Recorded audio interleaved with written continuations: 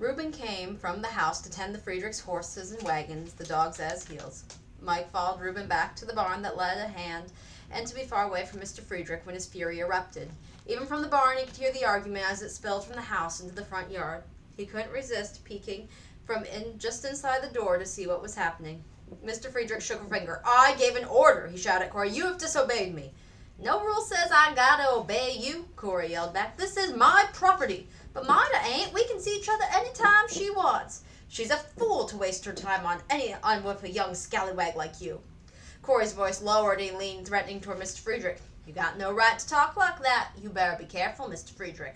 "Or what?" Mr. Friedrich blustered. "Or you and your ruffian brothers will come and steal and burn my property as you did to the Kansas settlers?" Corey took a step forward and raised a fist. Mrs. Friedrich, who had come onto the porch with Marta, gave a little shriek. "No, Corey," Marta shouted. "Don't pay attention to what he says. Go home now, please." There was silence for a moment as the two men stood like frozen statues in the yard. Then Corey untied the reins of his horse and climbed into the saddle. And as the horse galloped onto the road, Mike exhaled with a whoosh and heard a noise behind him and realized he hadn't been the only one holding his breath. "A man of a violent temper is a dangerous man," Reuben murmured. Mike knew he wasn't talking about Corey. In that moment, Mr. Friedrich exploded in Marta's direction. "You tried to deceive me. I will not allow you to do that." Marta only gave a flip of her skirt and said calmly, "Very well. I will pack immediately. Reuben can drive me a St. Joe. It will not take long for me to find a family who will appreciate the work I do." Mrs. Friedrich grabbed Marta around the shoulders and clung to her. "You can't leave us," she shouted. "Hans, think about what you're saying."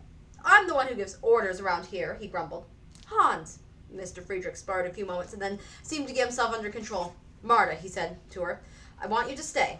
"Very well," Marta said, "but only until I make my decision." "What does that mean?" Mr. Friedrich demanded of Marta. "My private thoughts are my own," she said, and disappeared into the house, Mrs. Friedrich rushing after her. Mike admired Marta's courage. Frances would have been just as brave, he thought, and for a moment he pictured his sister flouncing through the door with the same toss of her head.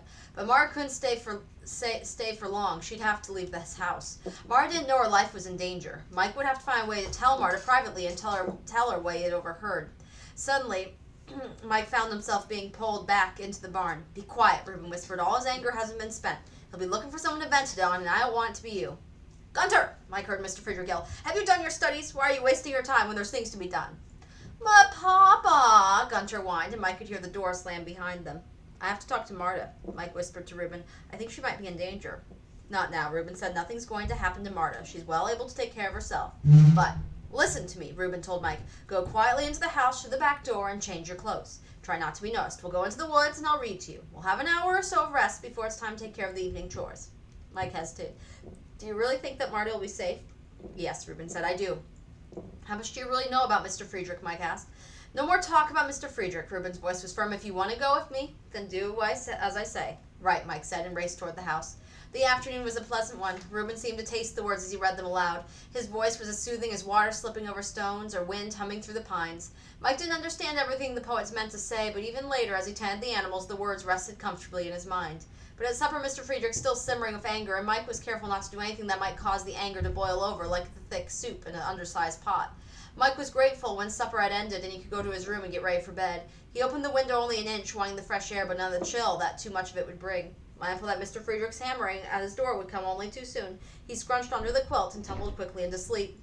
He knew he had not slept long when the grumble of angry voices woke him. At first he wondered if they were part of a bad dream, but as he groggily sat up, he knew it was a real argument he was hearing, and it was coming from the direction of the barn. Moving quietly to keep the floorboards from creaking, he crept to the window and knelt with his hands on the sill, looking out at the night. The barn door was open. Mr. Friedrich and Reuben stood just inside. Mr. Friedrich's long shadow waved and wobbled grotesquely in the flickering lantern light. "You wool-gathering book reader," Mr. Friedrich shouted, "you are not worth what I'm paying you. Am I feeding a pack of leeches who turn on me and take advantage of my good name?" Mike couldn't see Reuben or hear his answer except for the low murmur of his words. Was Reuben angry too? "Yes, I mean Marta, and the boy too," Mr. Friedrich snapped. Again Reuben spoke, the sound of his words clipped, his answer short. "Oh, I know all about you," Mr. Friedrich's voice grew even louder. "I know why you're here, what you're after. Well, it won't do you any good." Still Mike couldn't hear what Reuben was saying. But in answer, Mr. Friedrich raised a fist and shook it. "You dare to talk to me like that?"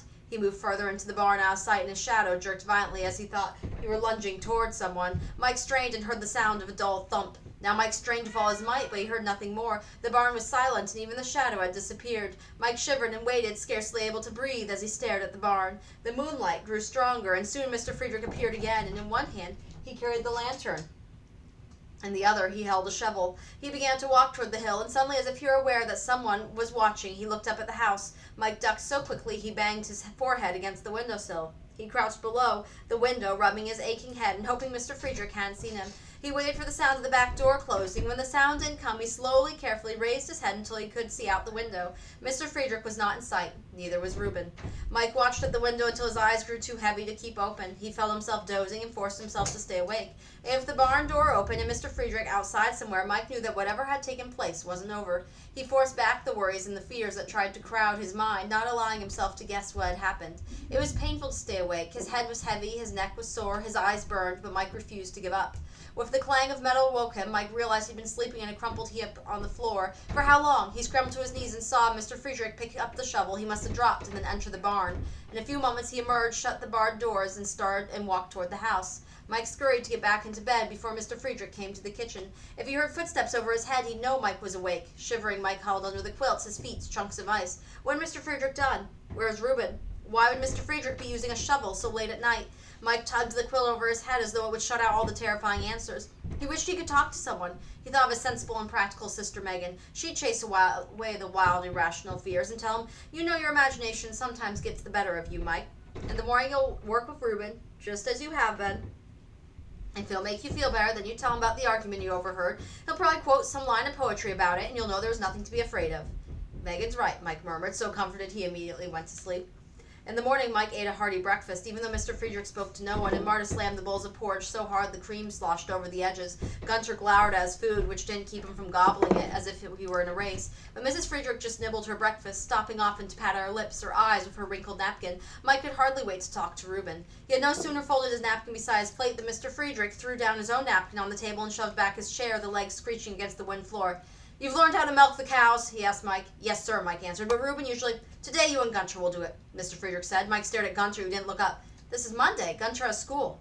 "Gunter will miss school for a while. I need his help. With Reuben gone, we'll have extra work to do, so be quick about it." "Reuben gone?" Mike stammered. "That's what I said. Now hurry." "But where?" Mr. Friedrich stomped out of the room, and Mrs. Friedrich leaned across the table to murmur to Mike, "Hans is upset enough. Please don't ask him any questions about Reuben. It'll only make him more angry." Mike could hardly breathe. "What happened to Reuben?" he whispered. "What happened to him? Well, that's a strange question," he answered. "He simply left us." "Reuben wouldn't go without saying goodbye to me," Mike said. "Well, he did," Gunter sneered. "Why should he care about saying goodbye to you, a copper-stealing gutter snipe?" Mrs. Friedrich's hands fluttered helplessly. "Gunter, please. Boys, won't you hurry? Hun needs your help, and you don't want to make him more upset than he is now, do you?" Mike slid from the chair and went to the kitchen. He wished Gunter would hurry outside because he had to talk to Marta, but Gunter trailed behind Mike, slowly and methodically putting on his cap, coat, and gloves. Mike decided to ignore him and asked Marta, "Did Reuben tell you he was going to leave?" "No," she said, and for a moment she looked wistful. "He was not the best company at meals, with his nose always in that book of his, but he was a good gentleman with a ready smile, and I'm sorry he has gone." Tears burned behind Mike's eyes, and he roughly rubbed them away. "He'd tell me goodbye," he said. "I know he would." Gunter had opened the back door, made a face at Mike. "You're wrong," he said, "because he didn't." Mr. Friedrich bellowed from the barn, "Gunter! Michael! Get out here, now!" Mike made a dash for the barn, determined to talk to Marta later. Had the argument he'd overheard been the reason for Reuben's sudden departure? Had Mr. Friedrich made him go? Mike worked twice as hard as usual that morning, because Gunter, once his father was out of sight, dawdled as much as possible and let Mike do most of the work. Mike didn't care. He ignored Gunter. He was too much to think about. He went over and over what he had seen and heard last night, and each time the picture that stood out strongly was the one of Mr. Friedrich carrying the shovel. An angry suspicion struggled to enter his thoughts. He fought it away with hard work. The chores went fast in spite of Gunter's lagging. Mike was thankful when Gunter rode off with his father, who had business with the mill owner, and Mike was left to slop the pigs and hogs and clean the chicken coop. As he washed out the feed bucket, he realized that he had finished his chores. But Gunter and Mr. Friedrich had not returned. If he were quick about it, he'd have a few minutes of his own. There was something he had to see. Mike ran to the cabin where Reuben lived. The door was fastened with a padlock, and he could peer through the window. A chest, in which Reuben probably had kept his clothing, stood open, and Mike could see that it was empty. The bed was stripped, with only a bare straw mattress lying on rope slings that held it. And there was another room beyond the partition, and Mike also inspected it through the window. It, too, was completely bare and spotlessly clean. Both rooms looked as though they'd never been lived in. So Reuben was gone, taking his few possessions with him. Mike slid to the ground, resting his head and arms on his knees. He'd gone without saying goodbye. But what had Mr. Friedrich been doing with that shovel? Mike heard the horses and quickly scrambled to his feet. He ran away from the cabin as fast as he could and went to meet Mr. Friedrich, who had dismounted. Mike took the reins from him and led the horse into the barn, where he removed the saddle and bridle and rubbed the animal down. From the corner of his eye, Mike saw Gunter make a few quick passes at the sweat on the neck of the horse he'd been riding, and then lead the animal toward one of the stalls. Mike straightened. He said, "The poor horse needs more care than you've given him." "Do it yourself," Gunter said, and dropped the horse's reins and ran from the barn. "Hey!" Mike grabbed for the reins before the horse took it into his head to bolt and fasten them securely. He had his hands full of both animals to care for, but he didn't mind. The work was routine, and it gave him time to think. His mind recreated the scene from last night. Mr. Friedrich had raised his fist and lunged toward Reuben. What happened then? Mike had seen many a fight in the streets of New York City, and there were noisy, rowdy affairs with huffing and panting and grunts, and fists smacking loudly into jaws and bodies that went flying only to scramble up and clash again. No, there'd not been a fight in the barn. What about the shovel? A man can be struck down and killed with the blade of a shovel. Mike gasped and leaned up for a moment against one of the stalls to support his wobbling legs. He tried to warn Reuben. Mr. Friedrich had killed a man before. Who was to say he wouldn't kill again? Mike studied the barn. He wasn't sure what he was searching for, but everything looked as it normally did. There were no signs of a struggle, and, he gulped, no signs of blood. He put the horse in the stalls and climbed the ladder. He didn't know what he expected to find in the hay loft, besides a broader view of the barn. He lay on his stomach at the edge of the loft and stared down at the rumps of the horses and what he could see of the cleanly swept stalls for the cows. The tack was neatly in order. The tools were stored where they belonged. His eyes passed over the scene, and at first the small, dark red spot that protruded from the tool chest at the far end of the barn didn't seem important. But something made him look back. That tiny, dull, red lump reminded him of something. Mike slid and scrambled down the ladder and ran to the end of the barn. His heart banged and thumped loudly enough for anyone to hear. As he reached behind the tool chest, his fingertips felt the familiar outlines of a book. He tugged at it, pulling it out from where it was wedged. He held the book in his hands and slowly opened the cover, and there at the top of the first page was written in firm hand, "Property of Reuben Starkey." Mike groaned aloud, positive now his suspicions were correct. Reuben wouldn't have left this without his book of poems. It was a possession that meant everything to him. Mike knew now there was only one explanation. Mr. Friedrich had murdered Reuben. Frantically, Mike shoved the book into the pocket of his coat. Mr. Friedrich must never know what he had uncovered.